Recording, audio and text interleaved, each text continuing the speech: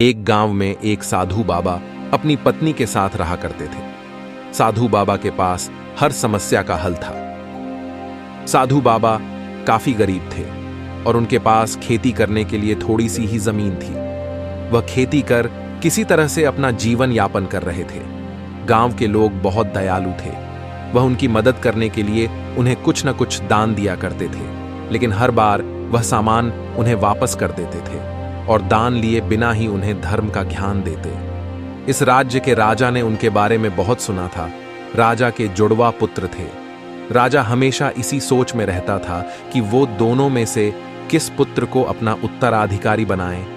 एक दिन राजा को इस दुविधा में देख मंत्री ने कहा, महाराज, राज्य में एक साधु बाबा रहते हैं और उनके पास हर समस्या का हल है। आप एक बार उनसे जाकर मिल लें।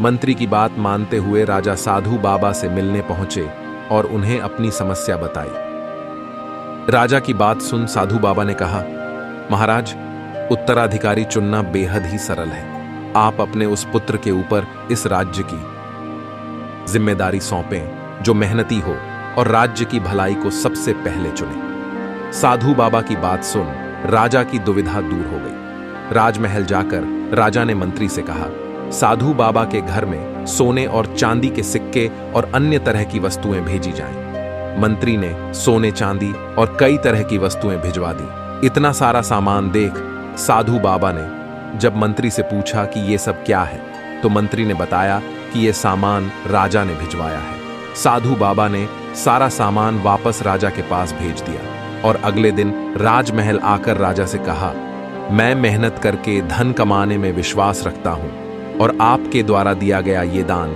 मुझे स्वीकार नहीं है। अपनी मेहनत से कमाए गए धन में जो सुख मिलता है, वो सुख दान में मिले पैसों से हासिल नहीं किया जा सकता है। राजा को साधु बाबा की ये बात काफी अच्छी लगी और राजा ने साधु बाबा को अपने राज्य का पुरोहित नियुक्त कर दिया।